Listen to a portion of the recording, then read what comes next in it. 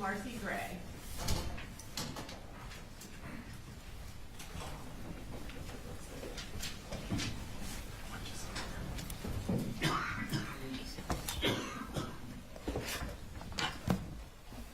Please raise your right hand.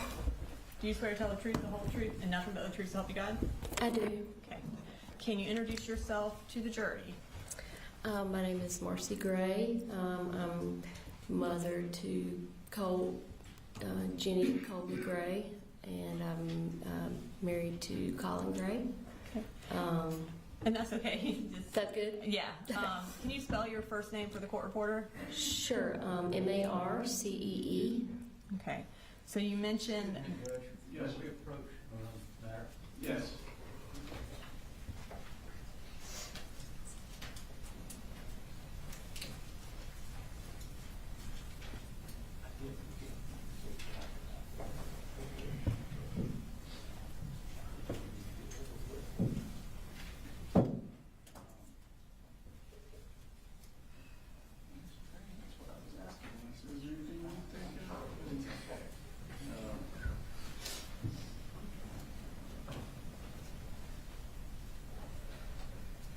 So, I would think that we go forward. Cheater versus State, 300 Georgia Appeals 396. Says this court has previously held that a trial court has no obligation to inform a defendant's spouse of the existence of the marital privilege. What a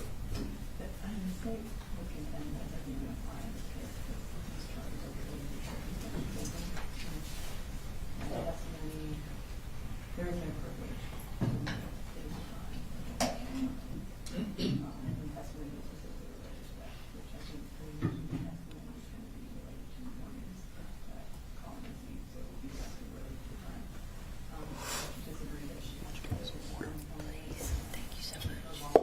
so much. We just know that it's going to be an issue.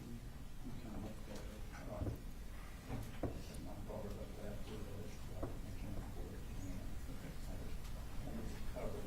Okay, but you do not have a case that says I need to, is that right? Okay.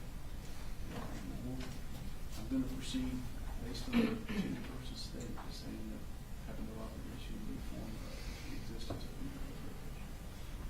Thank you. Thank you.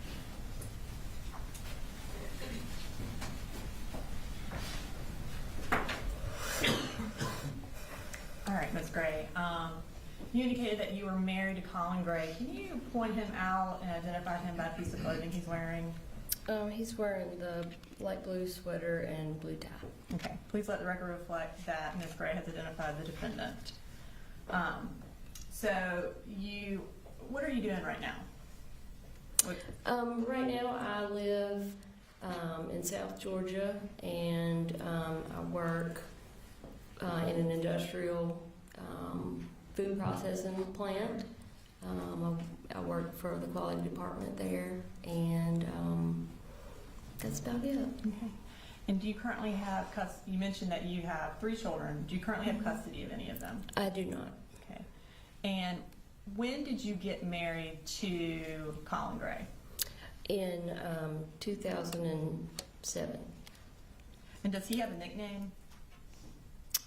Coley. 2009. I got married in 2009. Sorry. Okay. Are you a little bit nervous? A lot nervous. Okay. So you got married in 2009, and who is your first child? Colt. And when is his birthday? He was born on January 14th, 2010. Okay. And then who was your next child? Jenny was born a little more than a year later, June 6th, 2011. And then what about your last child? Coley was born in 2016, and he was born on April 3rd. Okay.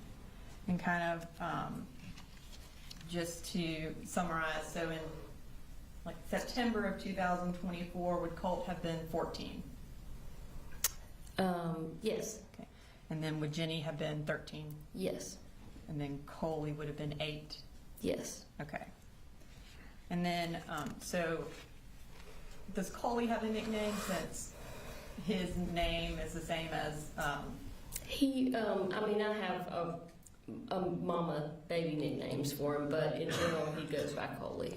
okay. Did he go by Coley Jr. or? Sometimes, maybe within our immediate family, but anyone else called him Coley. And then are you and the defendant currently separated? Yes. Okay. I mean, legally, there's no documentation, but physically, we're separated. Okay. And then where were you living when Colt was born? When Colt was born, we were living in Barrow County. We were actually living in Winder in a house that I had purchased before I met Colin. He was born at St. Mary's in Athens. And we continued living in my house until Jenny was born. And when she was about 6 weeks old, we moved to our next house, which was in Statham.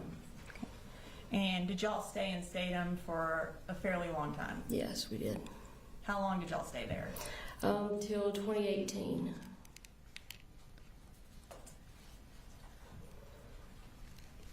So I want you to kind of just summarize for us where y'all moved after then, up Sure. until y'all moved to Jackson County.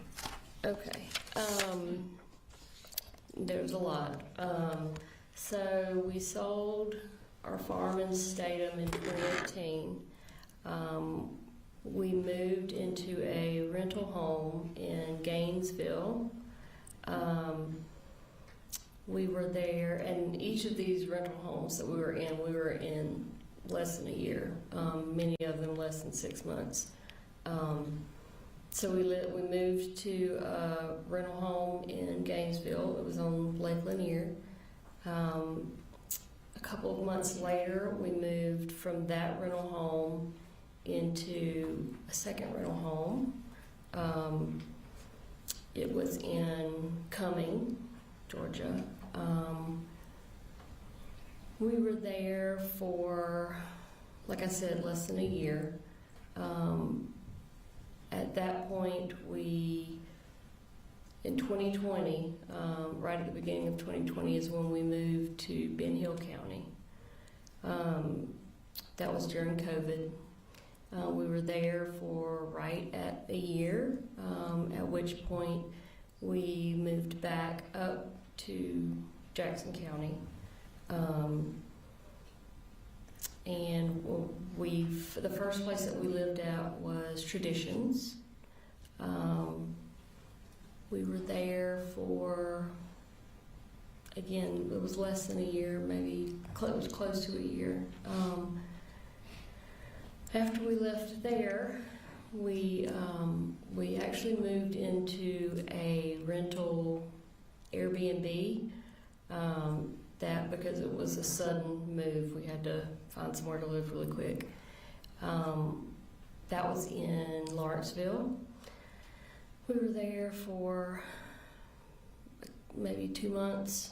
And then we moved to a second Airbnb that was up in, I think technically it was Pendergrass was the address. And after that, we were there for maybe a month. At that point, we ended up at the house where Colin and Colt lived after me and the 2 younger children moved back to Fitzgerald. Okay. And I will kind of get back into some of the dates Sure. As we go through. But you mentioned that you moved to Ben Hill around COVID, so that would have been March Yes. of 2020? We moved in January of 2020 because I started a new job at like the first or second week of January. Okay. And at that time, were you working, and what was the defendant doing? Colin was just staying home. Okay. And while y'all were, I guess let's kind of talk about where is Ben Hill and why y'all moved there. Okay, so Ben Hill is where I was born and raised. It is about 3.5, 4 hours south of Atlanta, directly south down I-75. It's a fairly rural town. My mom was also born and raised in Fitzgerald, Ben Hill County. So the first time that we ended up going to Ben Hill County during COVID, we moved because, for one, we were having financial issues. Hence, while we were moving, we had to move several times. And then also, Colin was having issues with his back. So we wanted to move to hopefully get some support from my family. And we moved into my late grandmother's home. When my mom's mom passed away, she left her home to basically to all of us grandkids to use as we saw fit. So we were going to move because we wouldn't have a mortgage and we could try to save some money and get back on the right path. And that would also allow Colin to get his back healed, so he wouldn't have to work. So y'all moved to Ben Hill right before COVID. I want to fast forward to Colt's 6th grade year, which would have been the fall of 2021. Okay. At that time, were they still doing digital learning for a period of time? Yes. Was Colt attending classes from home in September of 2021? Yes. Okay. Yes, all three of them were. Around September 10th of 2021, did the school contact you about something Colt had done while doing digital learning? Yes, they did. And how did they contact you? The school counselor, she called me on the phone and said that basically she wanted to give me a heads up that they were sending some resource officers to the house. She told me basically what it was in regards to, and that they wanted to talk to me or Colt's dad, and they wanted to speak with Colt as well. Okay. And when the school resource officers arrived at your house, what did you learn about what Colt had done? Well, they basically reiterated what the guidance counselor had already told me on the phone, which was that Colt had basically found a way around the school's firewall and security software so that he could get on the internet and basically look up whatever he wanted to look up. And then they told me that he had researched, he had typed into the search bar how to kill my dad. Okay. And at that time, did you tell the defendant about that search? No, Did you later tell him? I did. Okay. And do you remember around when you told him? Not really, but it was several months later.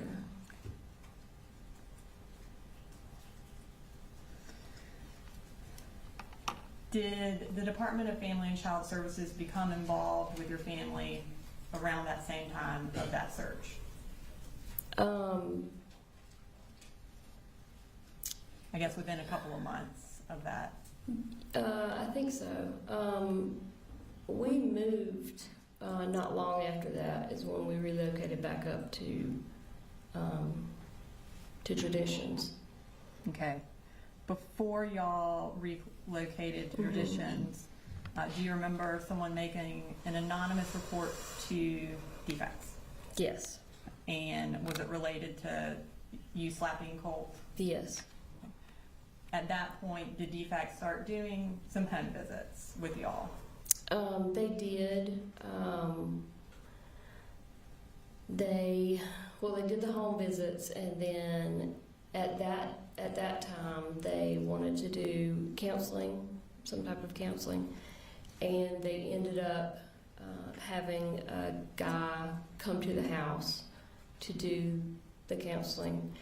And he kind of put us on a rotating schedule. Each week he would come, and 1 week he would talk to me, next week he would talk to Colin, next week he would talk to Colt. And I think by the time we had to finish because we were moving, I think we each had met with him at least twice. Okay. Me, Colin, and Colt.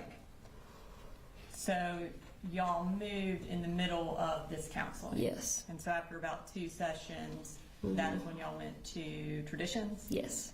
Would that have been around November or October or November of 2021? Yes. Okay. And when we moved, DFACS basically closed the open case because, well, for one, they didn't find any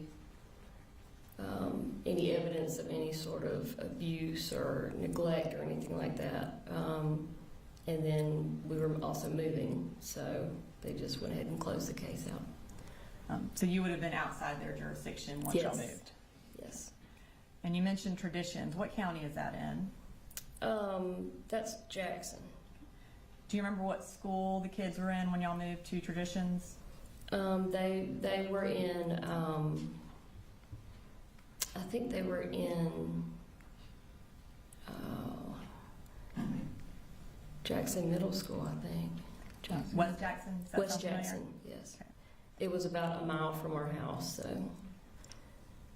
And so Colt would have still been in 6th grade when y'all moved. Is that right? Yes.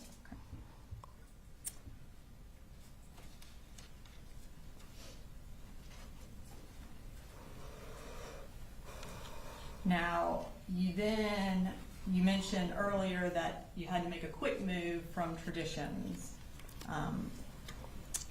And that would that have been around August of 2022? That sounds about right, yeah. And why was it a quick move? We got evicted. And is that when y'all went to a few Airbnbs like you mentioned? Yes, ma'am. Okay. So then eventually you moved to Jefferson sometime kind of in that fall of 2022? Yes, ma'am. Where did the kids start going to school then? Oh gosh.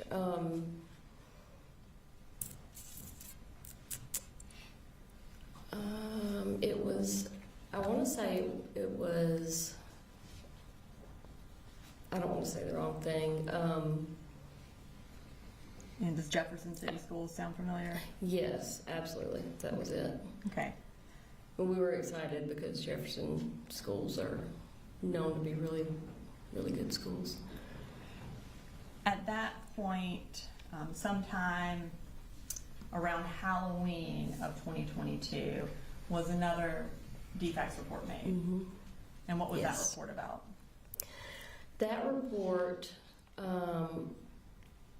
was, again, ended up being completely unfounded. And one of our neighbors had reported general neglect of our kids. She said that they were being sent to school dirty, they weren't being fed.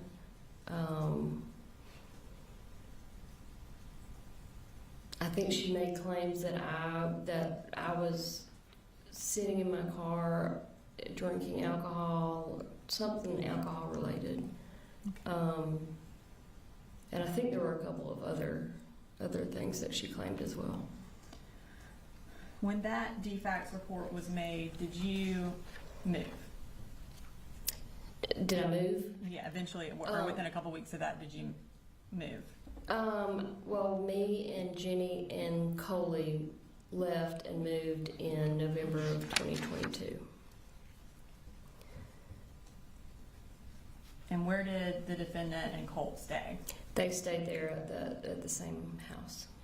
Why did Colt stay with the defendant? I think in general, he had his room and everything, his computer and all that set up how he wanted it in his bedroom, and that was kind of his safe place. And I think a big part of it was he didn't want the change. He wanted to keep everything in his room the way it was. He didn't really give a concrete reason as to, hey, I don't want to go to Fitzgerald, I want to stay here. It just kind of went that way. When you and Coley and Jenny moved down to Ben Hill, did Colt have a phone? Yes. Okay. Were you able to have contact with him while you were living in Fitzgerald or Ben Hill? For the most part, no. I was not able to have much contact with him at all. And did you have much contact with the defendant at that time? It varied, but in general, not really. Other than texts. And there were a couple times where I tried to facilitate him visiting his younger son. His daughter at the time didn't want to have anything to do with it. Objection. This is getting into hearsay, and it's not relevant. We'll move on. All right, just saying. So, at any point, did he, or how often did he visit you in Fitzgerald, or did you visit Colt and the defendant in Jefferson in that time frame where they were living alone? I think Colin visited us in Fitzgerald twice, and I drove Coley up to visit them maybe 3 or 4 times. It was right towards the end.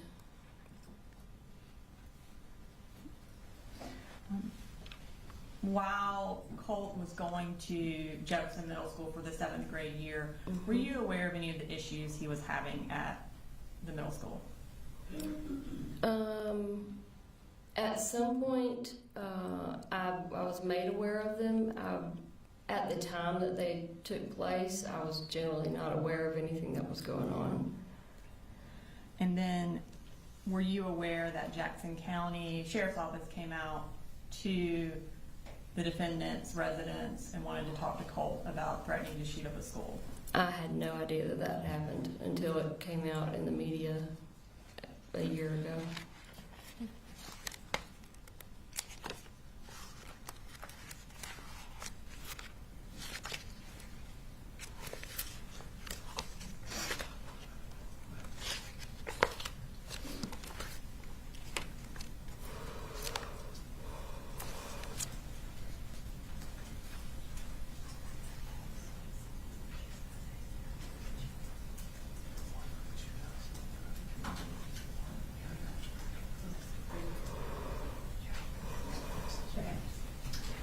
So at this time, you said you weren't aware until after everything happened. At this time, I'm going to display a text message from State Exhibit 150.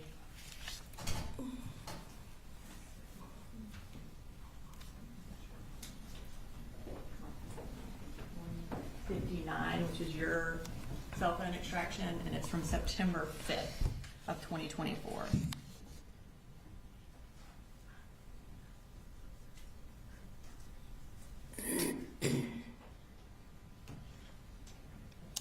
Can we do the first one? What was the exhibit number? It's 159. Marcy's cell phone extraction. So on September 5th, you said, "What the heck is this? I keep reading that the FBI investigated Colt last May about making online threats about a school shooting. It says they talked to you too." Is that the text message you sent to the defendant? Yes. Okay, and then he responded, I told you about that, and so did he. Someone in a chat room said it, not Colt. I had no idea what the chat room even was. More importantly, why do you have an open warrant? Was that his response? Yes, that was his response. Okay, and had either of them told you about it? No. Okay.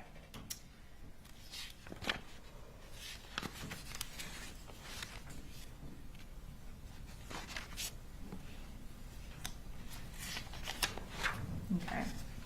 So I'm going to fast forward to August of 2023, a couple of months after the May incident with Jackson County Sheriff's Office. Did Colt move back in with you in Ben Hill? Yeah, when was the month? You said? I have August of 2023. Yes, ma'am. Okay. And was it just Colt or the defendant come too? I met the defendant off of I-75 to pick up Colt. Okay. And why did he come and live with you?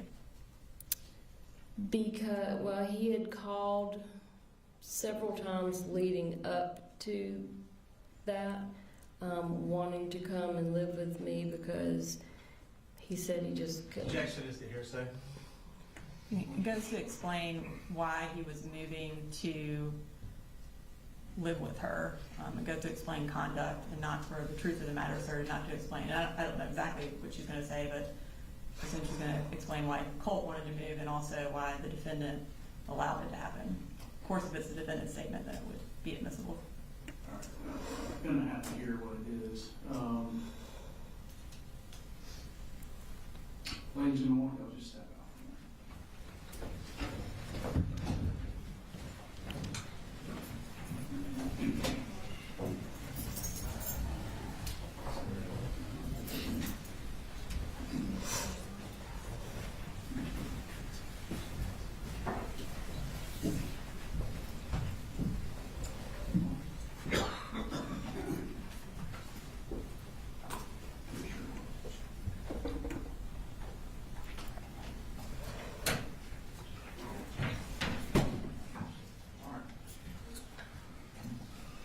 Ask the question again. Why did Colt move to Ben Hill? So, like I said, Colt had already asked several times in the past and then changed his mind at the last minute.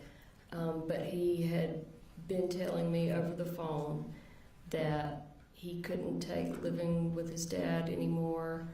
They were constantly getting into physical altercations.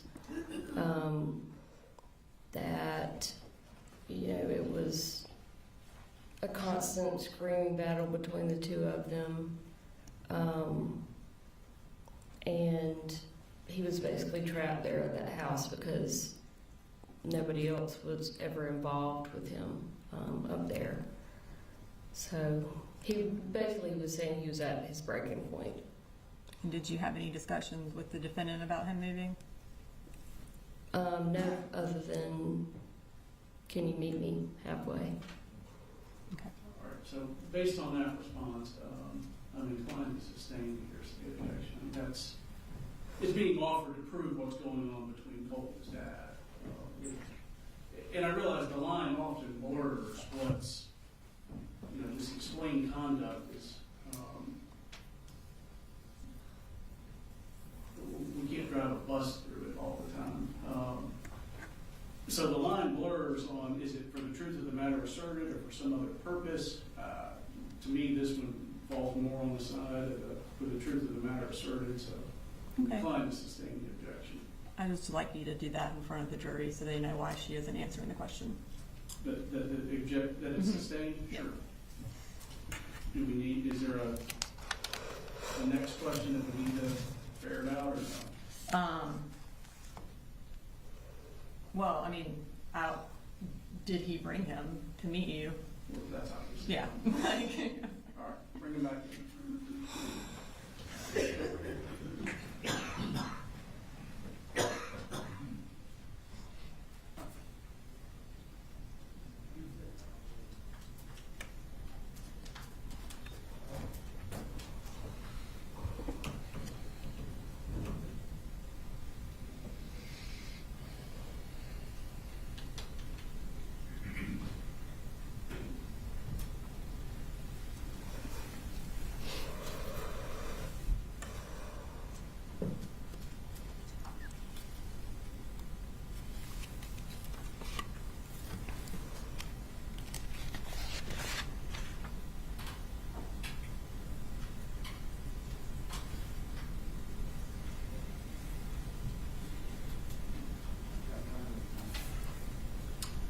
restroom. Okay. Stand or stand as you like.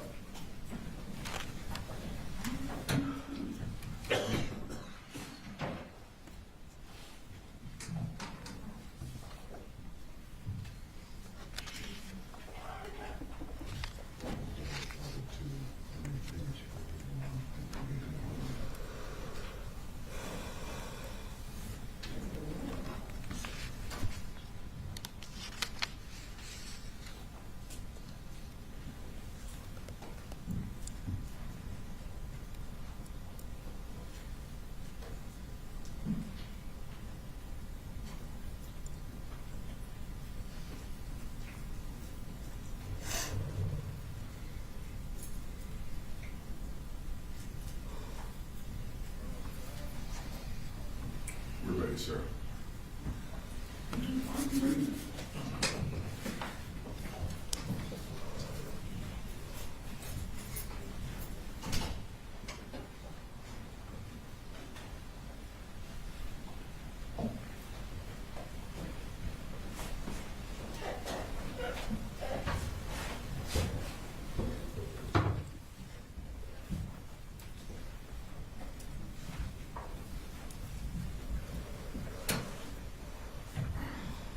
Y'all may see.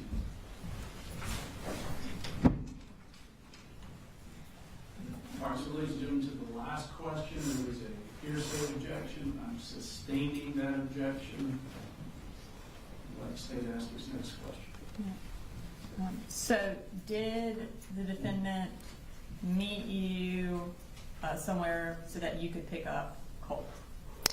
Yes, we met. I started driving north on 75 and he was driving south, and we were just going to meet wherever we met. I don't remember what exit it was, but we got off and Colt had not packed really anything. He had just gotten in the truck. He brought his guitar, and so we met in a random parking lot. It was just kind of an abandoned plot of land. And I said, "You didn't bring any clothes?" And he said, "No." I said, Objection, "That's hearsay. Are you referring to who is he? Is it Colt or the Colt. defendant? Colt." So Colt didn't bring any clothes, and then what happened? I told him just get in the car. The fact that he didn't bring clothes, or? It's a statement, objection, because he is making a statement regarding what he did or didn't do. It sounds like the statement is going to prove the truth of parental fitness one way or another. I mean, Marcy can testify to what she observed that day. She observed that he didn't bring any clothes. She observed what the defendant did next. I think she can testify to that because it goes specifically to parental fitness and what their interactions are and what the defendant and Colt are doing. I mean, I think that's relevant to this whole case. What she observed. There's no issue with her testifying what she observed. And that's not what I'm objecting No to. suitcases, no clothes, whatever. I'm objecting to when she asked Colt, why do you not have, and then getting into his answer, which would be hearsay because he's not here to testify. Which was not my question. I said Colt didn't bring any clothes. Then what happened? Then what did you, I didn't ask her what Colt said. So, ma'am, if the answer to the question is going to be revealing what Colt said, do not do that. If you had an observation of what he did or didn't have with him, you're free to testify about Okay. that. So just, you observed he didn't have anything with him. Yes. Except for his guitar. Yes. Then what happened? So I told him to get in the car. I would buy some new clothes for him, underwear, whatever. And I just instructed him to get in the car. I needed to get his guitar, and Colin threw it across the parking lot. He was very aggressive towards Colt. And again, I told Colt, just get in the car, please. Please, just get in the car, let's go. So I went and got his guitar, put it in the car, and we left. When y'all got to Ben Hill, was Colt supposed to be in the 8th grade? Yes. Okay. And did you enroll him in school that August? So he was only with me for about a month. When I picked him up, I told he wanted to try online school. And so I started the process of enrolling him in online school. His sister then she wanted to do online school too. She was already enrolled and attending school in Ben Hill County with her little brother. But I started enrolling her as well. Again, Colt was only with me for about a month, so he never got the opportunity to start the online school. What was Colt's behavior like in Ben Hill? Cole's behavior was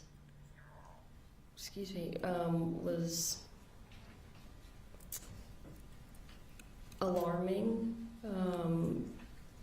It was very different from the Colt that I remembered, that I had left with his dad when we left in 2022.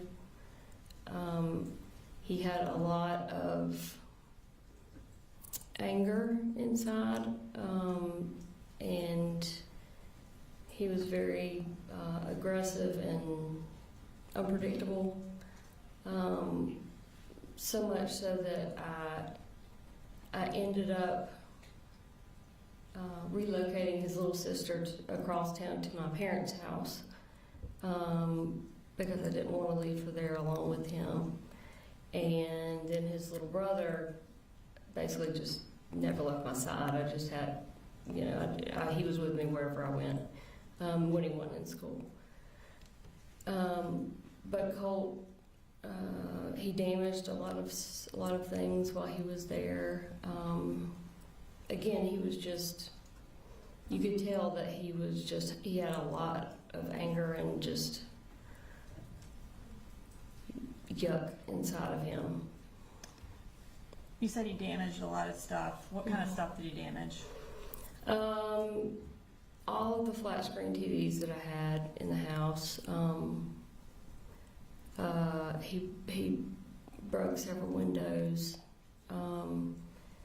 He would take knives and make cuts on different things like walls and the leather in my car, the leather seats, just kind of like random damage. He wrote on a bunch of stuff, walls and that sort of thing. And on October 3rd, did your dad actually contact the police because of something Colt had damaged? Yes. What had he damaged on October 3rd? I think that was when he broke, the first time he broke a window. He had broken a window because from slamming the door really, really hard. It's an old house, and so the windows are old. And if you're not careful, you slam the door hard enough and it'll shatter a window. And I'm pretty sure that's what happened. And then once that happened, I kept fixing it by basically taping it up and putting a piece of cardboard over it until we could get someone to come and professionally fix the window. And he kept punching through the cardboard. As soon as I'd fix it, he'd punch through it again. And I think it was the window was the actual reason why he called the police that one day. And did the defendant come and get, or did Colt go and live with the defendant immediately after that? Immediately after the second time, so my dad actually called the police twice, or went by to see the police twice. The second time, and each time they came, I would basically ask them, please don't take him to jail. You know, I don't want anything on his record. Can you just talk to him? Which they did. They actually offered to stand there and supervise while I spanked him or some like physical punishment. I was like, no, I don't want to do that. He was bigger than I was at the time.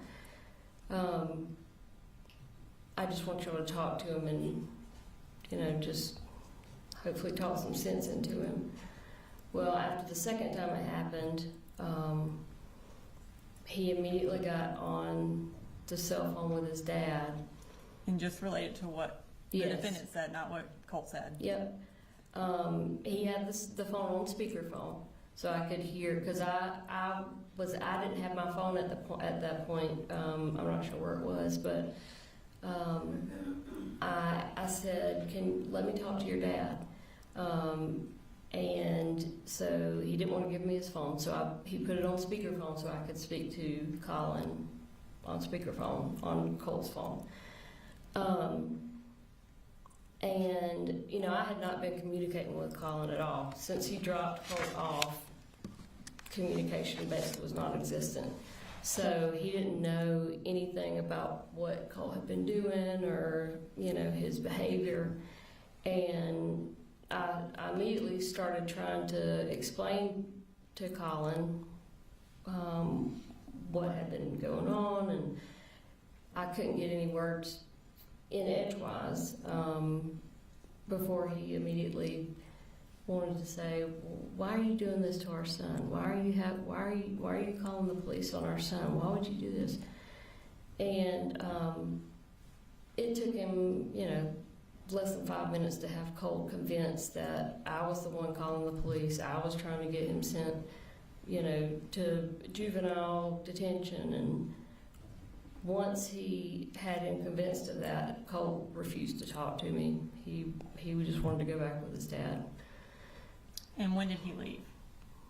I To go think back he with left that. like the next day after that second time the police were called. While you were in Ben Hill County with Colt, had you scheduled some counseling for him? Yes. Is that at the, Healing Connections okay. was the place, but he never made it because he went back with his dad. So his first counseling session supposed to take place after he left? Yes, ma'am. And did Coley Jr. and Jenny stay with you in Ben Hill at that point? Yes, at that point, yes, they did. When the defendant took Colt home or met, I guess, or met you or your mom halfway, where did they go to live at that point? They were still living at that same house. In I think- Bear County? Yeah. Okay. Or no. And we're Yeah, in, they were at the Barrow County house. okay. Yeah, you're right. We are in October of 2023. Yes, they were definitely in Barrow County. And so again, Colt should have been in the 8th grade. Did the defendant enroll him in the 8th grade in Bear County? No, Did he attend any schools in the 8th grade? no. Now, when Colt went back to Barrow County and you were still in Ben Hill with Coley and Jenny, did you still have an open defects case? Yes. My case manager had told me that the next time she saw me, she was going to close the case because over the prior year, you know, I had been doing everything they wanted me to do. I had, you know, they were drug testing me the whole year long, hair follicle, urine tests, and I had been doing everything I was supposed to do. What happened at that next visit where they were supposed to close the case? So instead of closing the case, they gave me someone had called and made an anonymous report, and they drug tested me. And did you pass or fail that test? I failed that test. When you failed the drug test, what happened? When I failed the drug test, I guess the Saturday after my case manager got the results, she showed up. Actually, me and Jenny and Coley were spending the night at my parents' house because my parents, at that point in time, had gone on a trip to Virginia, and we would do that a lot. Just spend the night at my parents' house because it was just kind of a fun thing to get out of the house, our house. And so we were there, and my case manager, Tamika Mitchum, showed up at their front door with Colin and Colt to basically tell me I had failed the drug test, and she was sending Jenny and Coley to live with their dad. And at that point, did you have custody of any of your children? Well, it wasn't a custody case at that time. They were just physically going to stay with their dad. It had not gone to the phase of addressing custody, with a judge or anything like that. I guess none of them were living with you, is that correct? That's correct. And did the defendant have kind of authority over them at that point? Yes. And were they all living in Bear County at the Harrison Mill address? Yes. After you failed that drug test, did things go downhill for you? Big time. Tell us what happened. Well, after the initial devastation of having them taken and sent with their dad, I, for one, was faced with the reality that Jenny and Coley were now living in the house with their dad, where things were horrific, and there was nothing I could do about it. So I started trying to reach out to Colin to set up visitations, because the case manager said that I was entitled to have as many supervised visitations. We're going to object to the hearsay as to what the case manager told her.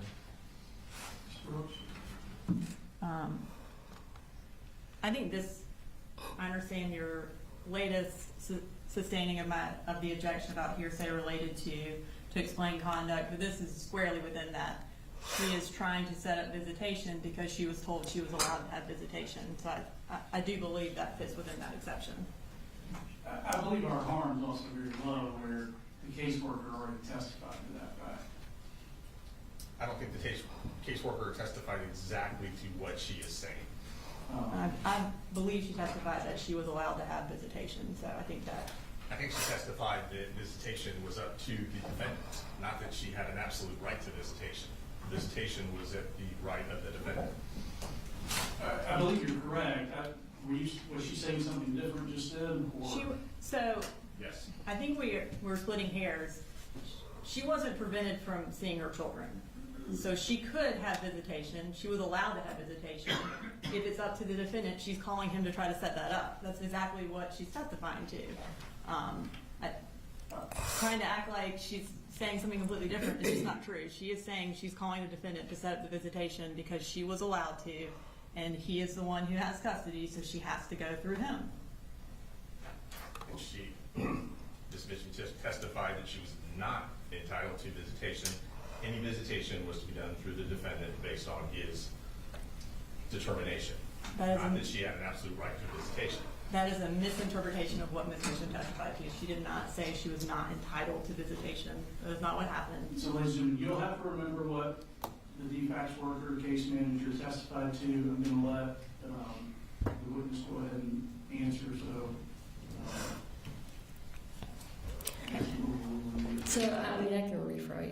No, he overruled the objection, so. Okay. You were, I guess, where we're at. There is was you no were- restrictions to me having visitation or seeing my children other than it needed to be supervised.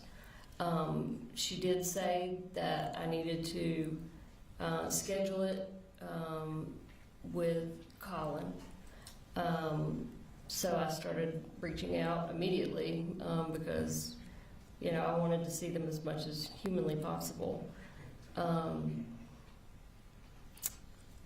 And it immediately became apparent, which I knew it would, that he was not going to communicate with me whatsoever. He had blocked my phone number, and I know that because I checked it the next time I saw him and had access to his phone. He basically refused to not only not let me see or speak to my kids, but he refused to speak to me himself.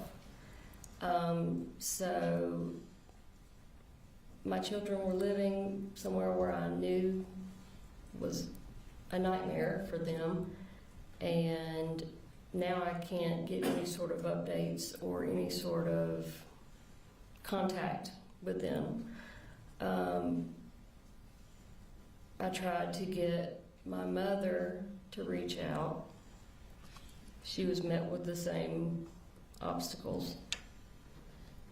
I reached out to Tamika, the case manager, asked her for her help, and the only thing she offered was transportation to see the kids. I told her, I don't need transportation, I need someone to facilitate some sort of communication between me and their father. And it just never happened. I couldn't get any help from anyone. At one point later in the month, I called in a wellness check with Barrow County just so I could have someone put their eyes on my children to make sure that they were still alive. And I also knew that none of them had been enrolled in school, so I couldn't verify through school that they were still breathing. And so then, I never did end up getting any kind of communication or updates or anything like that. And what did that do to your mental health? I basically had a complete nervous mental breakdown. I think as any good mother would. My kids were and still are my entire world. And to go from being in constant contact with my two younger children, for sure, to nothing. I felt like they had been kidnapped almost. I was just devastated. I wasn't eating, I wasn't sleeping. I was desperate. Desperation is a good word for what I was feeling. What did you do after that? So that led to it was right after Halloween. I basically decided that I was going to drive to Barrow County and just physically go and knock on the door and say, "What are you doing to me, to our kids? I want to kind of just see them." And so I was not in my right mind at the time. But I went to my mother's house and I told her what I was going to do. and I wanted her to go with me. You know, just to be another person, you know, to be there to observe what takes place, and to be there, you know, to support or take the kids, you know, to McDonald's or something if I needed to talk things out with Colin, just to be there in general. And she knew that I was not in my right mind, and so she said, "No, I'm not driving you to Winder. I'm not going with you," which I had not expected. I never thought in a million years that she would say, "No, I'm not going with you." And so I then was in a situation where I still am going. I'm still going to go, but now my mom knows I'm going, and I wasn't going to, you know, drag her and force her into the car or anything. But I knew she would call Colin the second I left the house, and you know, then I'd never see the kids. It would be a wasted trip. So, in my messed up mind, somehow I decided that I'll just take you to a chair, and then I'll have a friend of mine come over later to let you loose as soon as I have had time to make it to Winder and, you know, see the kids. This is obviously completely irrational and inexcusable behavior. But again, I was not in a rationally thinking state of mind at that point. So that's what I did, and drove to Winder.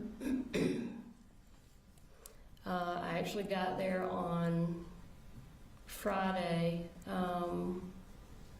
but it was late. It was dark, and I didn't want to go knocking on the door, you know, late at night, and it, you know, be made out to look like, oh, your mom's, you know, banging on the door at all times of the night. So anyways, I slept in my car basically Friday night with the intention of going to talk to him Saturday morning, which is what I did.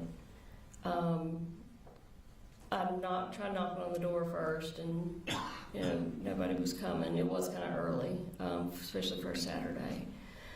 But I had been there before, so I knew which bedroom was his. So I walked around to his bedroom window, and it was open. He sleeps with his bedroom window open a lot. And are you referring to Colin? Yes. Okay. Sorry. It's okay.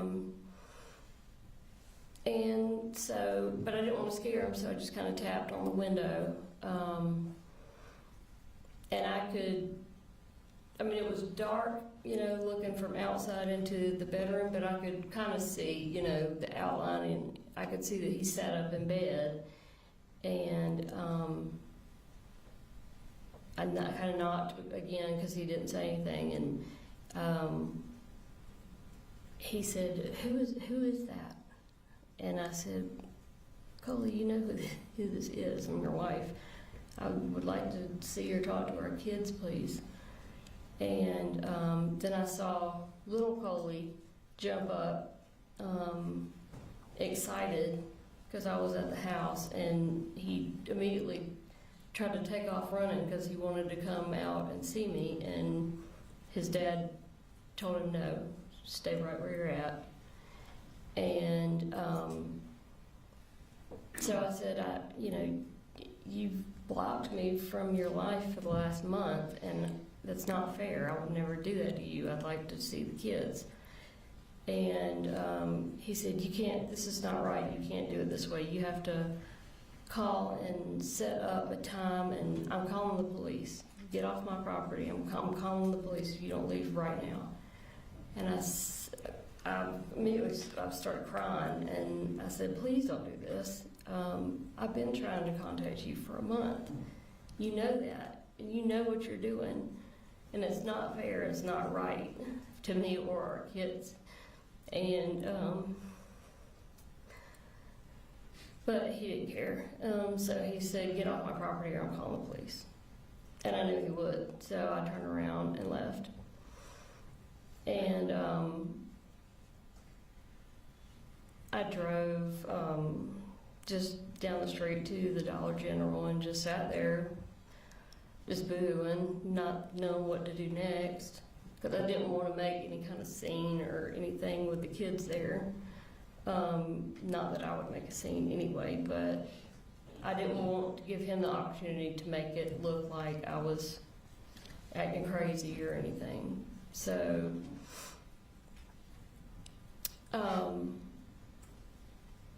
a couple hours later, I had actually brought some of Jenny's electronics, some stuff that she used with her iPad and like an Apple Pencil and stuff that I wanted to leave with her because I knew she would want them.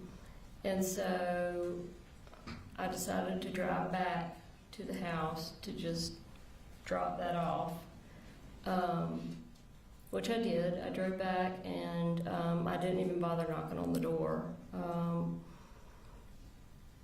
But I took all of her stuff and set it on the roof or the hood of Colin's truck. His work truck was there in the driveway. And turned around to leave, and I ended up keying the side of his truck.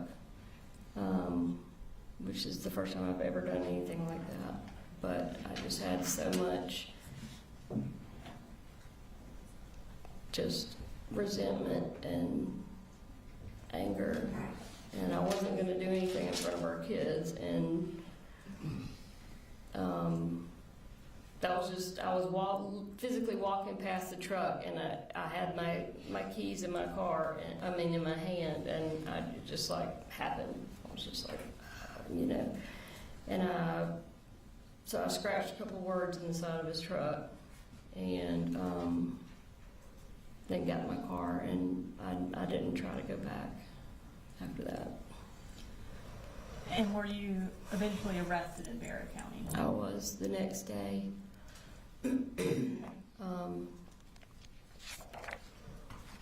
A couple hours, I guess, after I had keyed his truck, he was outside and he saw it. And so he called and made a police report. And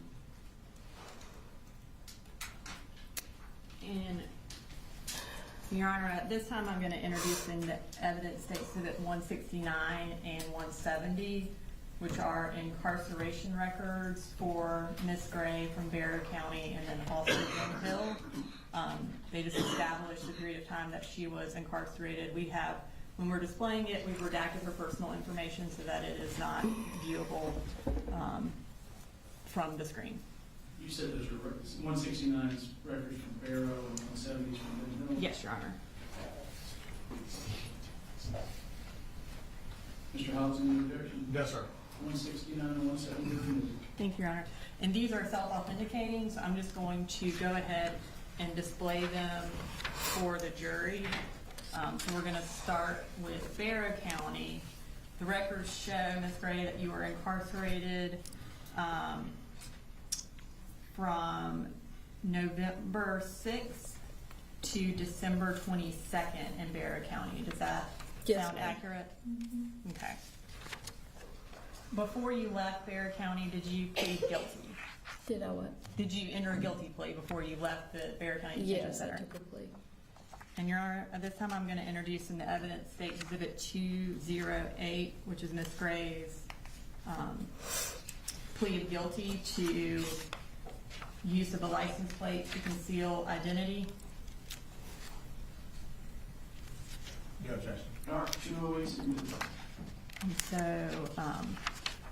so ultimately, you pled guilty to the misdemeanor use of a license plate to conceal identity, and you received a 12-month sentence. Is that correct?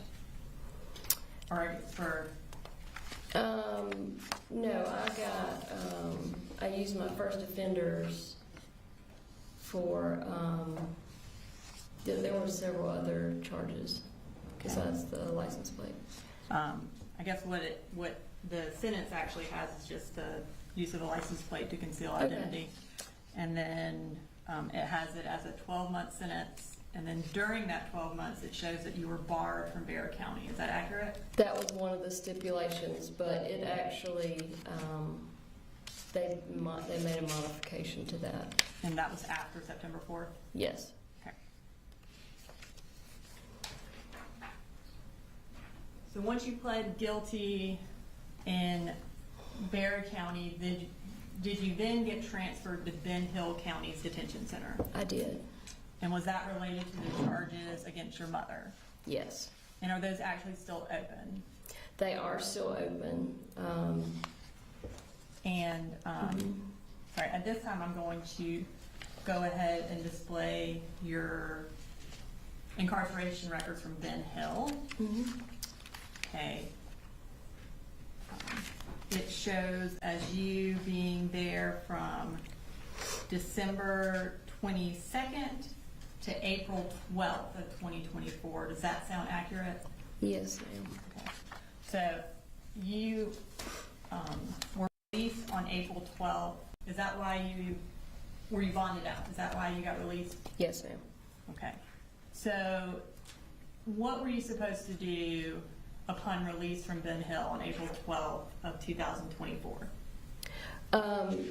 With regards to like what my parents wanted me to do. Yes. Where were you going to go? Okay, so I had found a rehab facility, and I was going to go there. And what rehab facility was that?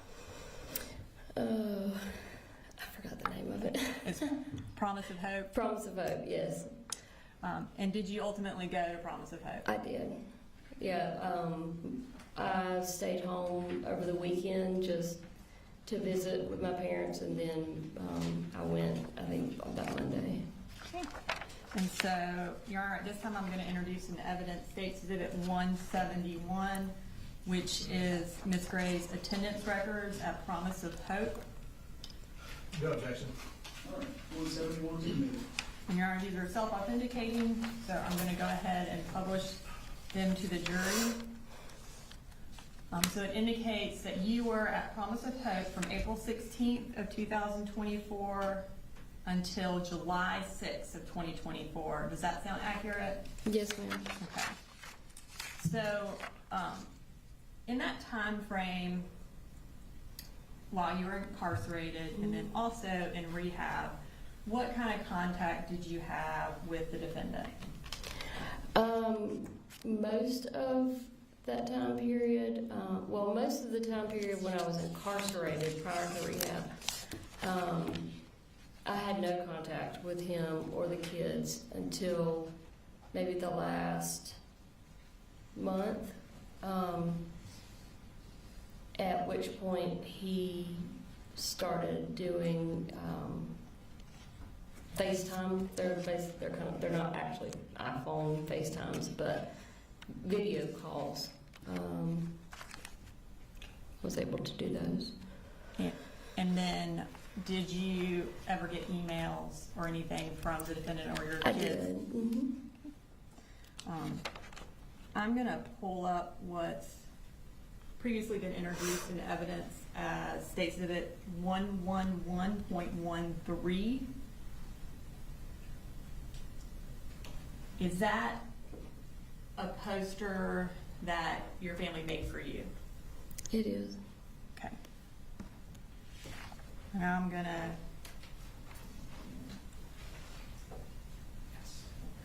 show you what's been marked as State's Exhibit 209. Do you recognize that?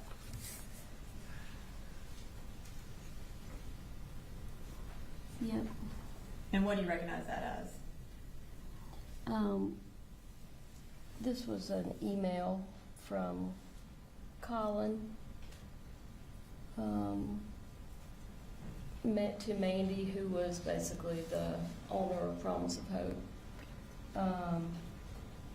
But it was basically a letter that he had written to me, but he sent it through the email, Mandy's email. And did he attach pictures of that poster to it? Yes. And was that email sent to you on May 13th of 2024? Yes, ma'am. And was that either Mother's Day or around Mother's Day? Yes, ma'am. Your Honor, this time I'd like to introduce an evidence state exhibit 209 and publish to the jury. House. No objection. All right, 209's admitted. All right, so the subject was Marcy's Mother's Day. It was sent on May 13th, 2024 at 12:15 from Gray Coley 444 at gmail.com. And it says, Mandy, thank you so much for this. Pretty girl, we all love you and we are very proud of you. We can't wait until the day we can just hug you. Quick update, Coley Jr. made the honor roll for 2nd grade. Big Coley finally got my job with Kevin Price. Just be patient with Jenny Ream. She gets it honest. See you soon. I see you.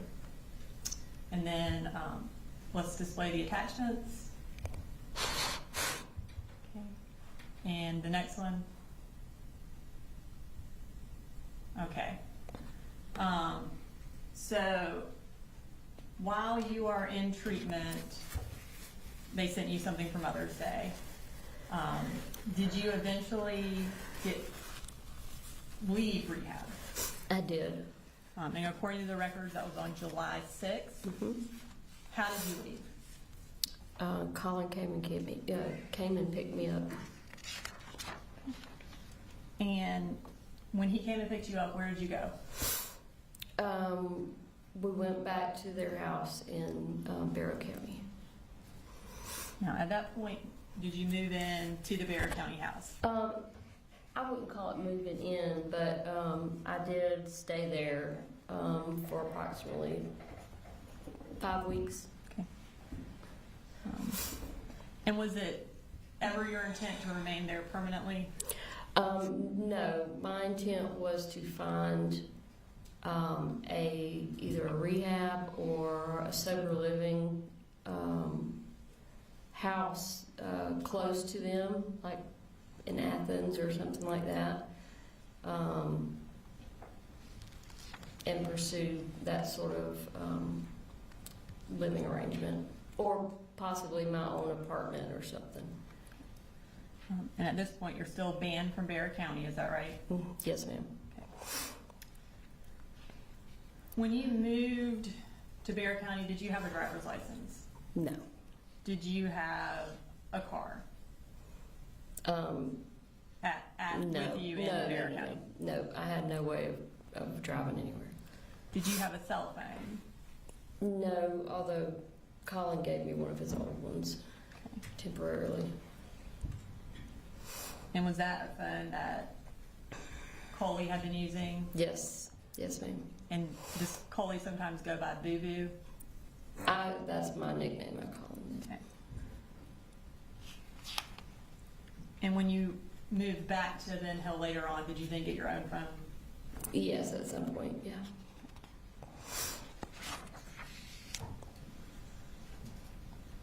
So while you were living there, what were you doing during the day? Obviously, you didn't have a car and couldn't drive, so. So I basically just went back into the role that I had always had, which was, first I just went room by room and started cleaning, organizing, because the house was a disaster. So that was several weeks worth of work. I also enrolled the kids in school because it was about to be school time, and their enrollment had not been started. I also did a couple other things. I put together a budget for Colin to try and start using, and set up his insurance. He was about to become eligible to sign up for insurance through his work. So I did all that. And just hung out with the kids basically until they started school. And does August 1st sound right for when insurance started for your family?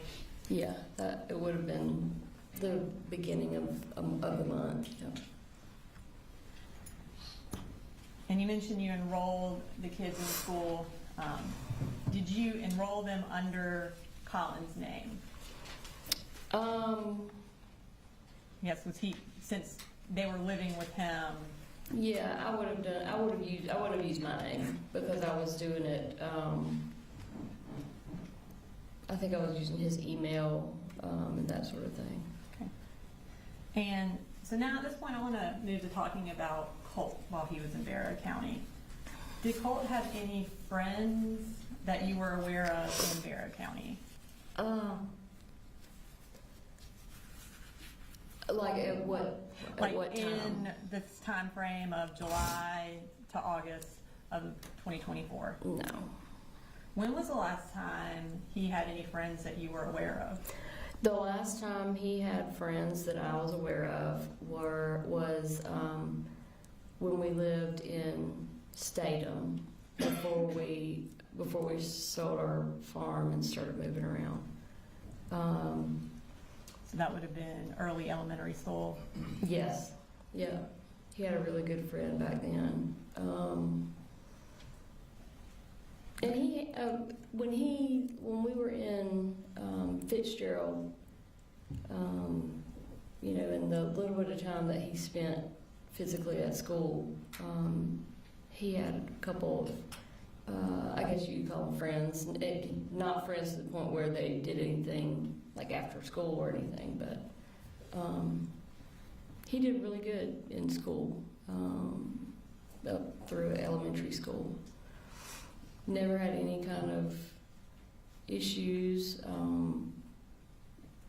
no behavioral issues once he got into elementary school and middle school. I mean, he was fairly normal. Until middle school. Until, yeah.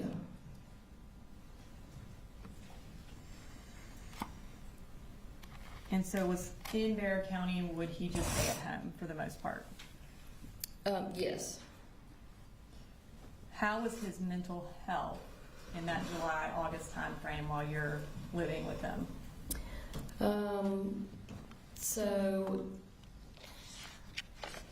his mental health, I think with me being there, he had a lot more stretches of positivity.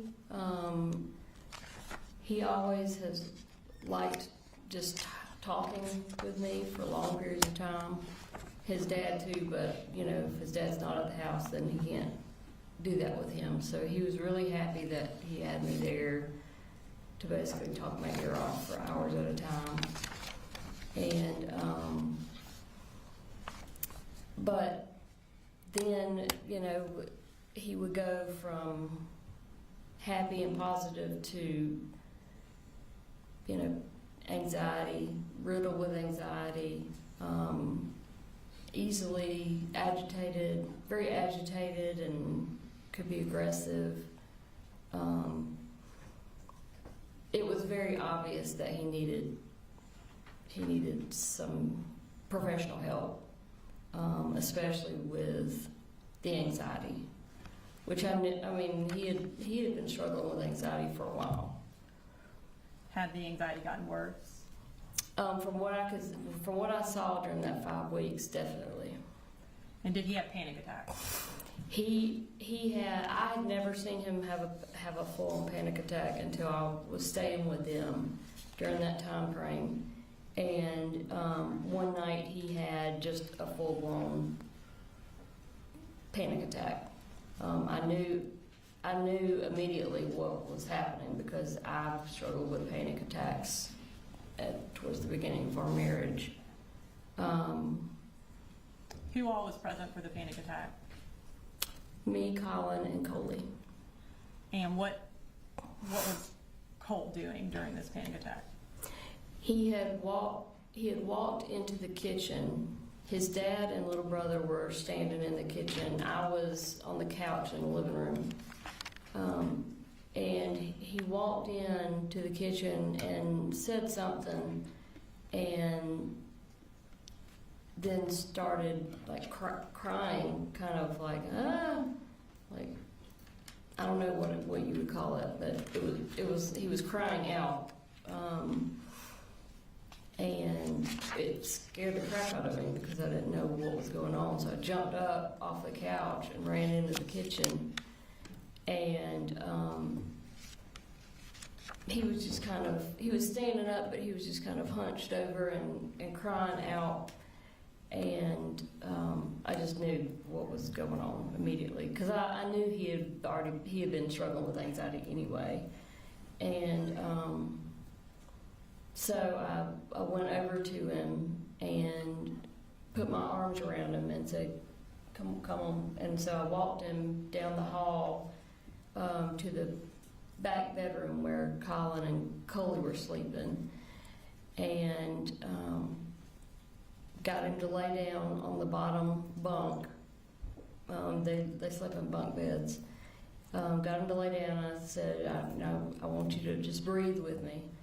And so I lay down kind of beside him, but I was kind of holding him in the bed and just started counting and breathing with him. And he would breathe with me for a couple seconds, and then he'd start crying again. And then he'd breathe with me for a couple seconds, and then he'd cry again.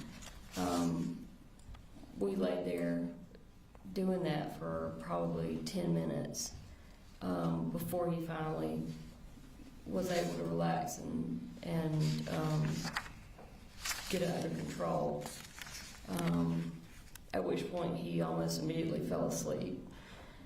And so I just covered him up and went out of the bedroom, shut the door, and told Colin, don't go in the bedroom, leave him alone. He needs to sleep for as long as possible because he had not been sleeping very well either. During that time frame when he's having the panic attack, did he ask for y'all to call 911? That's what he said when he first walked in. Because I'd heard him say something, but I wasn't sure what, because I was in a different room, and then he immediately started with the crying thing. But yes, apparently that's what the first thing he asked for. And then do you remember the date that it happened? No, I don't. Okay. I'm gonna show you some text messages to see if it refreshes your recollection about the date. You can kind of look at those and tell me if based on those, if you remember the date that it happened.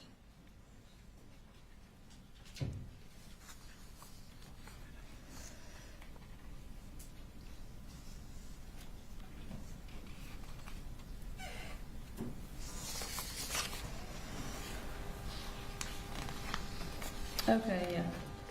Yeah, so these are from me.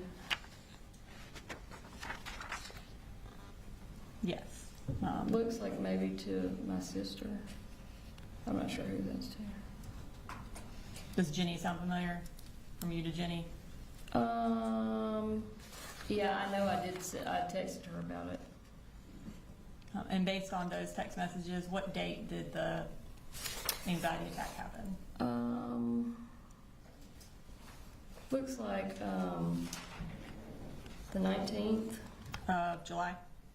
Yes. Okay. So, Is this a good jury? Yeah. Perfect time. Ladies and gentlemen,